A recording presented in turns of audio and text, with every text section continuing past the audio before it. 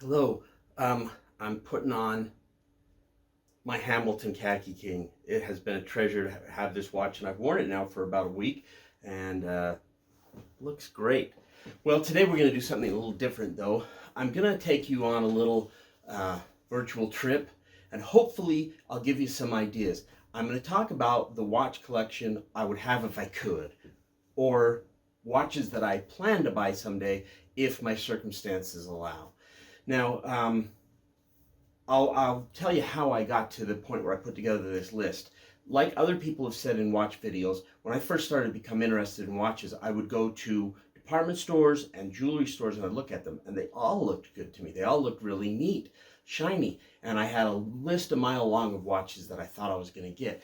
By good brands, by fashion brands, quartz watches, automatic watches, and but as I learned about them more, I realized that I was less and less interested in many of them, and I didn't want to have a big box of watches that I couldn't wear. So I started to scale down my list, and I have a few here that I'm going to tell you about. They're on my virtual watch collection list, and if I buy a watch someday, another watch, I may not. This may be this Hamilton may be my watch, my last watch, maybe. Or if I can, I'm going to save up for some of these. Now, I'm hoping that you'll leave some comments. If this inspires you, what are some of your ideas of watches you'd like to have? I've had comments on my other videos about watches that people recommend to me, and I love that because I want to know more about it. You know, and again, I want to reiterate that if this is not for you, man, I'm fine with that. If you like a quartz watch that you got at a department store for 30 bucks, more power to you. I do, however, recommend, I think a gentleman wears a watch. And I notice that lots of people wear watches of all kinds. And no one will know if you've got a $10,000 watch on. No, I don't notice. I try to look and see what kind of watches men are wearing, but you know, you get a glimpse of their wrist and you see that they're wearing a watch, and that's about it. So when you buy one of these expensive watches, you're the one who knows, usually. And I get comments from people who notice all the time. They'll say, oh, that's a beautiful watch. And that's fun. That's a thrill, but it's mostly just for you. So the first watch on my list, and I think that if I ever in the next few months decide to start saving again for a watch, it's going to be the Omega Seamaster. Now, I've looked at Omega watches. There are lots of beautiful Omega watches, and it's a watch that I recognize as a quality, high quality, highly valued luxury watch. But I just, you know, there aren't a lot of them that make me say, "Ooh, that one day I hope I'll own that." Except for one Omega, the Seamaster, from my birth year. I have seen pictures of celebrities wearing vintage Seamasters, and I thought, ooh, that is really beautiful, and it kind of sparked an idea of my head. Wouldn't it be neat to have an Omega watch that was vintage, collectible, antique from my birth year? So I've been looking at that online, the possibilities, what could happen, and every time I look into it, I'm more excited about the idea, and I am thinking seriously of saving up. That would probably be my next watch, is the Omega Seamaster. And you know, in some watch videos, they talk about the quality of the movement. I realize that a lot of these older watches are mechanical and not automatic. Some are automatic, some are mechanical. It affects the price when you're buying them at auction or from a used dealer. I don't care. I'm unfamiliar with the quality of the movement in these watches. So, you know, I'm still new enough at being interested in watches that I'm going by what makes me say, ooh, ooh, ooh, I want that. And I admit that, and I'm fine with that. Now, the next watch I want to mention is a brand that goes above my Hamilton Khaki King. It's more expensive. Generally, these watches go from between $500 and $3,000 from what I've seen. The Oris watches, and I've heard different channels criticize them, saying that they don't maintain their resale value. That's fine, and it's not any Oris watch that I'm interested in. I've told you before, I love rectangular watches. And so I love the Oris rectangular multi-complication with a blue band. And when I first got involved or became interested in watches, this rectangular Oris with the blue band just shook me when I saw it as I was looking through the internet at luxury watches. And there was an Oris dealer, a jewelry shop here in town, and they said, oh yeah, they could get it. Now I'm not sure, but I get the impression that Oris no longer makes this watch, and so if I decide to get it, I may be looking at the used market, and that's fine. I'm not sure I'm going to try to get it, but if I decide I want a rectangular watch, that will definitely be in the running. I think it's beautiful. Okay, next we come to a watch that I really want, and if my financial situation became such that I could spend a couple $1,000s for a watch, I love the Rado Captain Cook. I love it for a number of reasons. I like things that are different. I don't want to buy, like say, a Rolex just because everybody else has one in the luxury watch collecting world. I don't want to go along with the crowd. I don't have an iPhone. I don't want to just get what everybody else loves. And the Rado Captain Cook is a stunningly beautiful watch. I just am in love with it. And if I ever could justify spending, $2,000, in the neighborhood of $2,000 for a watch, I would definitely buy the Captain Cook. It's just, I love it. Just what a beautiful watch. It's just me. It's just my personality. Okay, and before I get to my main Grail watch, I do want to mention that as I've been in jewelry stores and watch shops, I love the Cartier Tank. Obviously because it's rectangular, and I mentioned many times that I love rectangular watches. And there are multiple models of the Tank, different kinds.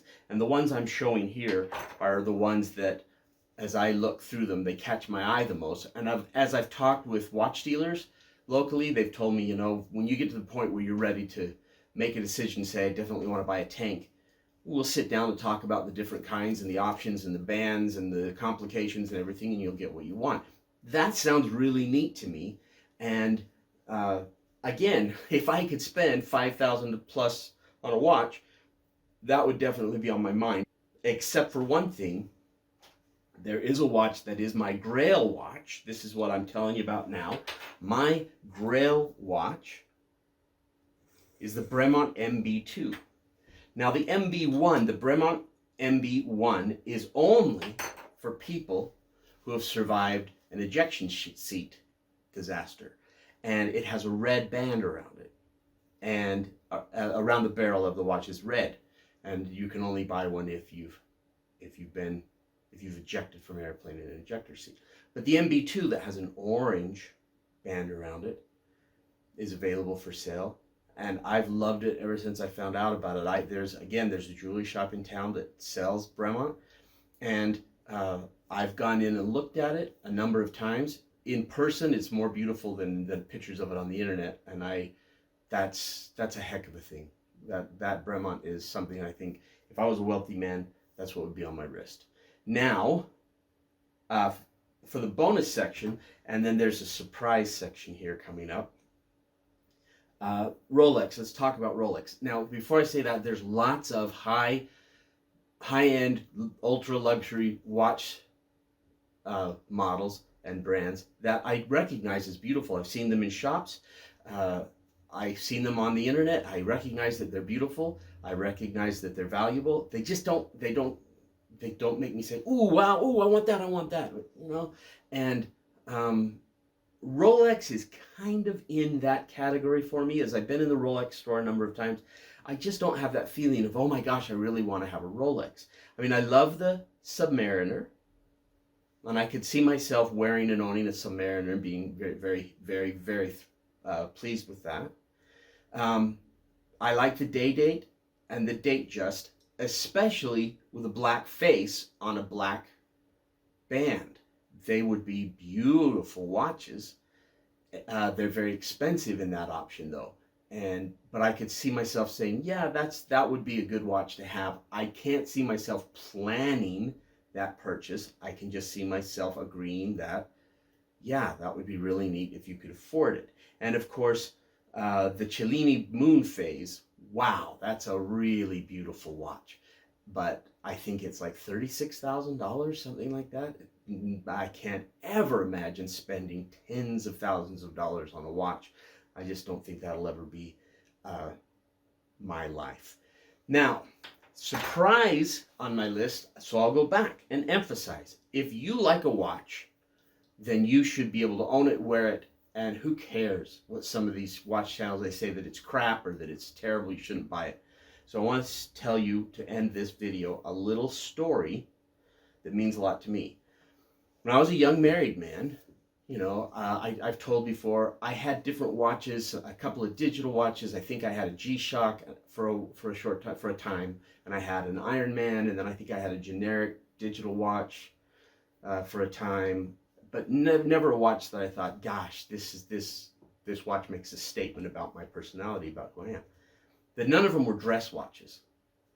So, and this is I admit, this is a funny story. It's a funny story about my personality.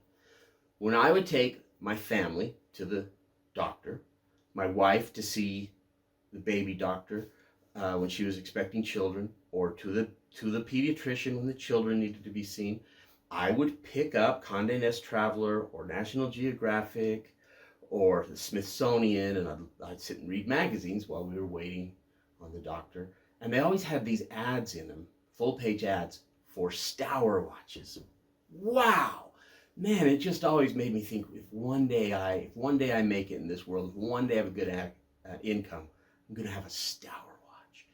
And I was old enough and mature enough to realize that when an ad in a magazine says this watch is regularly $500, but you can get it through this ad for $29.95, that's probably not believable. So Stour they have a few automatic movement watches, and I've never really heard people talk about them on the internet, but the couple times that I have, of course, people are very, very critical that they're not good, they're not high quality. I think they claim to be a Swiss-made watch, but then I've heard people say, no, they're definitely made over in Asia, and I don't know what the truth is about them. I just know that I still have that feeling in my heart that I had when I was a young father, and I think, wow, wouldn't it be cool to wear a Stour watch on your wrist, and you'd look so grown up and so successful.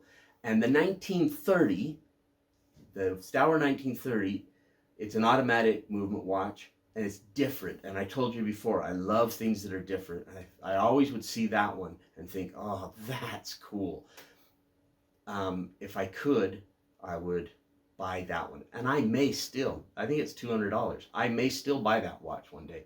You know, they have one automatic movement watch that's I believe it's a chrono, and it's shaped like a guitar. And it's ironic that I'm not interested in that watch, really. I'm a guitar player, but it doesn't really strike my fancy. It looks too busy, too large and busy. But the 1930, that's my surprise addition to this list, is a Stour 1930, which I may get that one day. And if I do, I'll do a video about it. I'm not ashamed of liking a funny brand like that. I think it's really cool.